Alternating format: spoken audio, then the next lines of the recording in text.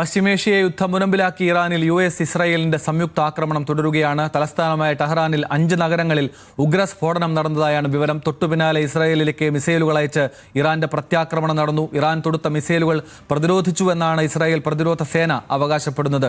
Gulf രാജ്യങ്ങളിലെ സൈനിക താവളങ്ങൾ ലക്ഷ്യമിട്ട് ഇറാൻ ആക്രമണം നടത്തി. ബഹ്റൈനിലും ഖത്തറിലും അബുദാബിയിലും കുവൈറ്റിലും സൗദി അറേബ്യയിലും സ്ഫോടനങ്ങൾ ഉണ്ടായി. വ്യോമ പ്രതിരോധ സംവിധാനം ഉപയോഗിച്ച് ഇറാൻ മിസൈലുകളെ പ്രതിരോധിച്ചുവെന്ന് ഖത്തർ പറയുന്നു. ഇറാഖിലും ആക്രമണം നടന്നതായി വിവരങ്ങളുണ്ട്. സൈനിക താവളങ്ങൾക്ക് സമീപത്തു നിന്ന് ഒഴിയാൻ ജനങ്ങൾക്ക് നിർദ്ദേശമുണ്ട്. വ്യോമപാത പൂർണ്ണമായും അടച്ച് ഗൾഫ് രാഷ്ട്രങ്ങൾ. ബഹ്റൈനിൽ നിന്നുള്ള ദൃശ്യങ്ങളിലേക്ക് ആദ്യം.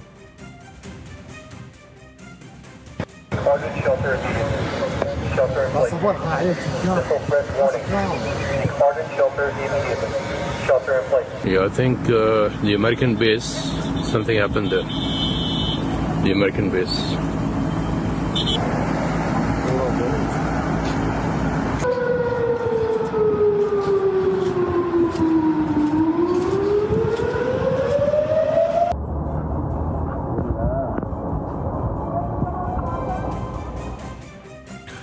ഇന്റർനാഷണൽ ഡെസ്കിൽ നിന്ന് ആസിഫ് മുഹമ്മദും അഗസ്റ്റ് സെബാസ്റ്റ്യനും നമ്മളോടൊപ്പം ചേരുന്നുണ്ട്. ആസിഫ്, ഈ ഗൾഫ് രാജ്യങ്ങളിൽ അടക്കമുള്ള ആക്രമണങ്ങളുണ്ട്. പക്ഷേ ഇത് ഇന്നും ഇന്നലെയും തുടങ്ങിയ ആസൂത്രണം അല്ലാത്തതുകൊണ്ട് തന്നെ എല്ലാവരും വലിയ കരുതലിലായിരിക്കും. കാര്യങ്ങൾ എങ്ങനെയാണ് മുന്നോട്ട് പോകുന്നത്? ആശങ്കപ്പെടേണ്ട സാഹചര്യത്തിലേക്ക് ലോകം മുഴുവൻ പോകേണ്ടി വരുമോ? തീർച്ചയായും ഇറാന്റെ ഭാഗത്തു നിന്നുള്ള തിരിച്ചടി അത് ഇത്ര പെട്ടെന്ന് ഇത്ര വൈഡായിട്ടുള്ള രീതിയിലുള്ള തിരിച്ചടി സ്വാഭാവികമായും പ്രതീക്ഷിച്ചിട്ടുള്ളൂ എന്ന് നമുക്ക് പറയാൻ കഴിയില്ല.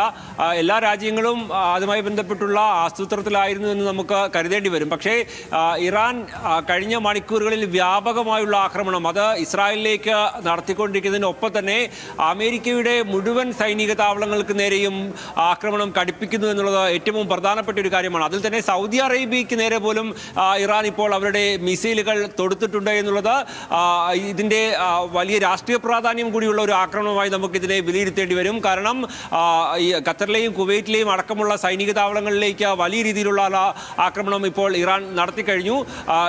ഇതുമായി ബന്ധപ്പെട്ട് പറയാനുള്ളത്, ഇറാൻ നേരത്തെ തന്നെ വ്യക്തമാക്കിയിരുന്നു, അമേരിക്കയോ ഇസ്രായേലോ ഏതെങ്കിലും തരത്തിൽ ഇറാനെതിരെ ആക്രമണം തുടങ്ങുകയാണെങ്കിൽ അത് മേഖലയിലെ അവരുടെ സഖ്യകക്ഷികൾക്ക് നേരെ അടക്കമുള്ള ആക്രമണമായി വികസിക്കാനുള്ള ഒരു സാധ്യതയുണ്ട് എന്ന് ഇറാൻ വ്യക്തമാക്കിയിരുന്നു. അവരുടെ സൈനിക താവളങ്ങൾ അത് തിരഞ്ഞുപിടിച്ച് ആക്രമിക്കേണ്ടി വരുമെന്നുള്ള ഒരു കാര്യവും ഇറാൻ തുടർച്ചയായി ആവർത്തിക്കുന്നുണ്ടായിരുന്നു. എന്നാൽ അതിന് പിന്നാലെ എന്തായാലും ഇത്രത്തോളം വലിയൊരു ആക്രമണം ഇറാൻ ഇതിന് പിന്നാലെ നടത്തുമെന്ന് നമ്മൾ പ്രതീക്ഷിച്ചല്ല. കാരണം ഇസ്രായേലിനെ നേരെ മിസൈലുകൾ തൊടുക്കുന്നു. അതോടൊപ്പം തന്നെ ആ മേഖലയിൽ എവിടെയൊക്കെ അമേരിക്കയുടെ സൈനിക താവളമുണ്ടോ അത് മുഴുവൻ മണിക്കൂറുകൾ ഇടവിട്ട് അല്ലെങ്കിൽ മിനിറ്റുകളുടെ വ്യത്യാസത്തിൽ തുടർച്ചയായി ആക്രമിച്ചുകൊണ്ടിരിക്കുന്നു എന്നുള്ളതാണ് ഏറ്റവും പ്രധാനപ്പെട്ടത്.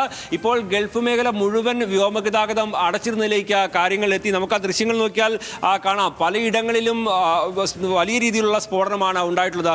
ഇപ്പോൾ സൗദിയിൽ സ്ഫോടനം ഉണ്ടായിരിക്കുന്നു. ഖത്തറിൽ 3 തവണ 3 സമയങ്ങളിലായി ഖത്തറിൽ ഇപ്പോൾ ഇറാന്റെ മിസൈലുകൾ പതിച്ചിരിക്കുന്നു. കുവൈറ്റിലും UAE-യിലും നിരന്തരം ഇറാന്റെ മിസൈൽ ആക്രമണം ഉണ്ടാകുന്നു. ഇത് ഏതെങ്കിലും തരത്തിൽ അമേരിക്കയുടെ സൈനിക താവളങ്ങൾ എവിടെയൊക്കെയുണ്ടോ അവിടെയെല്ലാം ഒരേ സമയം ആക്രമിച്ചുകൊണ്ട് തങ്ങളുടെ സൈനിക ശക്തി വെളിപ്പെടുത്തുക എന്നുള്ള ലക്ഷ്യം കൂടി ഇറാന്റെ ഈ ആക്രമണങ്ങൾക്ക് പിന്നിലുണ്ട് എന്ന് നമുക്ക് കരുതേണ്ടി വരും. റിസർവിലുള്ള മുഴുവൻ സൈനികരോടും ഇന്ന് യുദ്ധമുഖത്തേക്ക് എത്താൻ കർശന നിർദ്ദേശം നൽകിയിരുന്നു. ടെഹ്റാനിൽ ഇന്ന് അമേരിക്കയും ഇസ്രായേലും ആക്രമണം നടത്തിയതിന് പിന്നാലെ ഏകദേശം 7 നഗരങ്ങളിലാണ് തുടർച്ചയായുള്ള ആക്രമണം ഉണ്ടായത്. എന്നാൽ അതിന് പിന്നാലെ അതിശക്തമായുള്ള തിരിച്ചടി നൽകുമെന്ന് ഇറാൻ പ്രഖ്യാപിച്ച് മിനിറ്റുകൾക്കകമാണ് ഇത്തരത്തിൽ ദൂരവ്യാപകമായ ആക്രമണം ഉണ്ടായത്. അതിൽ നമ്മൾ നോക്കേണ്ടത് ഇസ്രായേലിന്റെ പ്രധാനപ്പെട്ട 3 നഗരങ്ങളിലേക്ക് ഇറാന്റെ മിസൈൽ പതിച്ചു. അത് നിർവീര്യമാക്കിയെന്ന് ഇസ്രായേൽ അവകാശപ്പെടുന്നു. എന്നാൽ അതിന് പിന്നാലെ ഒട്ടും പ്രതീക്ഷിക്കാത്ത രീതിയിൽ, അല്ലെങ്കിൽ സ്വാഭാവികമായും കഴിഞ്ഞ തവണ ഉണ്ടായതുപോലെ ഖത്തറിലെ അമേരിക്കൻ സൈനിക താവളത്തിന് നേരെയുള്ള ഒരു ആക്രമണമൊക്കെ എല്ലാവരും പ്രതീക്ഷിച്ചതാണ്. പക്ഷേ ഇത് അതിൻ്റെ അപ്പുറത്തേക്കാണ് കാര്യങ്ങൾ പൊക്കൊണ്ട് ഇരിക്കുന്നത് എന്നുകൂടി നമ്മൾ കരുതേണ്ടി വരും. അത് ഇപ്പോൾ എവിടെയൊക്കെ പശ്ചിമേഷ്യയിൽ അമേരിക്കയുടെ സൈനിക താവളങ്ങളുണ്ടോ ആ സൈനിക താവളങ്ങൾ മുഴുവൻ തിരഞ്ഞു പിടിച്ച് ആക്രമിക്കുന്നതിലേക്കാണ് ഇറാൻ പൊക്കൊണ്ട് ഇരിക്കുന്നത്. അതിൽ ഇപ്പോൾ പലയിടങ്ങളിലും സൈനിക താവളങ്ങൾക്ക് സമീപത്തു നിന്നും ജനങ്ങളോട് ഒഴിഞ്ഞു പോകാനുള്ള കർശന നിർദ്ദേശം ഗൾഫ് രാജ്യങ്ങൾ നൽകിയിരിക്കുകയാണ്. ഒരു തരത്തിലും ഇറാന്റെ പരമാധികാരത്തിന് മേലുള്ള കടന്നുകയറ്റം അനുവദിക്കില്ല. അതിന് ഇറാനെ ആക്രമിക്കാൻ സാധ്യതയുള്ള മുഴുവൻ സൈനിക കേന്ദ്രങ്ങളിലേക്കും മിസൈലുകൾ അയച്ചുകൊണ്ട് ഇറാൻ അതിൻ്റെ പ്രതിരോധം ശക്തമാക്കിയിട്ടുണ്ട് എന്ന് വേണം നമുക്ക് ഈ ഒരു ഘട്ടത്തിൽ പറയാൻ. എന്തായാലും വലിയ തരത്തിലുള്ള ആക്രമണം ഇറാന് നേരെ ഉണ്ടാകുമെന്നുള്ള കടുത്ത നടപടികൾ ഉണ്ടാകുമെന്നുള്ള ഒരു കാര്യമാണ് അമേരിക്ക ആവർത്തിക്കുന്നത്. അത് ദീർഘകാലം നീണ്ടു നിൽക്കുന്ന ഒരു യുദ്ധത്തിലേക്ക് കാര്യങ്ങൾ എത്തിയേക്കുമെന്ന് ട്രംപ് തന്നെ പറയുന്നു. തങ്ങളുടെ സൈനികർക്കടക്കം ജീവൻ നഷ്ടപ്പെടുന്ന തരത്തിലുള്ള ഒരു യുദ്ധമാണ് തങ്ങൾ പ്രതീക്ഷിക്കുന്നതെന്ന് ട്രംപ് പറയുന്നു.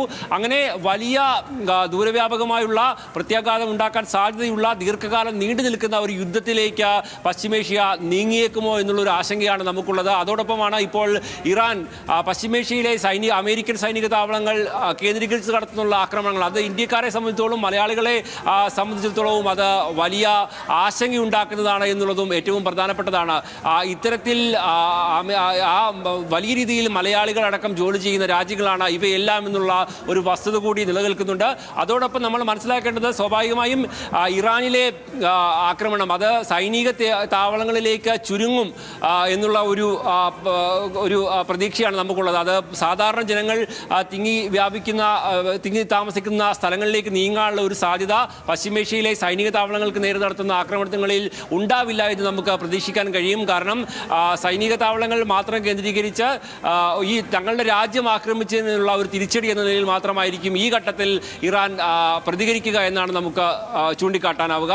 അല്ലാതെ വലിയ രീതിയിലുള്ള ആക്രമണങ്ങൾ പശ്ചിമേഷ്യയിലെ സാധാരണ മേഖലകൾ ലക്ഷ്യമാക്കി നീങ്ങിയാൽ അത് വലിയ രീതിയിലുള്ള പ്രശ്നങ്ങളിലേക്ക് എത്തും. മാത്രമല്ല അതിനെ ഒരു മേഖല മുഴുവൻ യുദ്ധത്തിലേക്ക് നീങ്ങുന്നതിലേക്ക് കാര്യങ്ങൾ എത്തും. എന്തായാലും തങ്ങൾ പ്രതിരോധിക്കുകയാണ് എന്നുള്ളതാണ് ഇറാൻ ഇപ്പോൾ വ്യക്തമാക്കിയിട്ടുള്ളത്. അതിന് തിരിച്ചടി നൽകാൻ കഴിയുന്ന ഇടങ്ങളിലെല്ലാം അമേരിക്കയ്ക്കും ഇസ്രായേൽ സൈന്യത്തിനും തിരിച്ചടി നൽകുമെന്നും ഇപ്പോൾ ഇറാൻ വ്യക്തമാക്കിയിട്ടുണ്ട്. അൽ ജസീറ അടക്കമുള്ള റോയിട്ടർ അടക്കമുള്ള മാധ്യമങ്ങൾ ഇറാന്റെ സൈനിക വക്താക്കളെ അടക്കം ഉദ്ധരിച്ചുകൊണ്ട് ഇക്കാര്യം ഇപ്പോൾ റിപ്പോർട്ട് ചെയ്യുകയും ചെയ്തിരിക്കുന്നു. ഈ ഒരു യുദ്ധത്തിൽ അന്തിമ വിജയം നിങ്ങളുടേതായിരിക്കില്ല എന്നുള്ള ചില കാര്യങ്ങളടക്കം ഇറാന്റെ ഉന്നത ഉദ്യോഗസ്ഥർ വ്യക്തമാക്കിയതായി പറഞ്ഞുകൊണ്ടാണ് ഇത്തരം അന്താരാഷ്ട്ര മാധ്യമങ്ങൾ ഈ കാര്യങ്ങൾ റിപ്പോർട്ട് ചെയ്യുന്നത്. എന്തായാലും പശ്ചിമേഷ്യയിൽ ഇപ്പോൾ കൂടുതൽ ആശങ്കപ്പെടുന്ന സാഹചര്യമുണ്ട്. സൗദി അറേബ്യയിലേക്ക് അടക്കം ഇപ്പോൾ ഇറാന്റെ മിസൈലുകൾ ചെന്നെത്തിയിരിക്കുന്നു എന്നുള്ളതാണ് ഏറ്റവും പ്രധാനപ്പെട്ടത്. അമേരിക്കയുടെ സൈനിക താവളങ്ങൾ എവിടെയെല്ലാം ഉണ്ടോ അവിടേക്കെല്ലാം തങ്ങൾക്ക് കഴിയുന്ന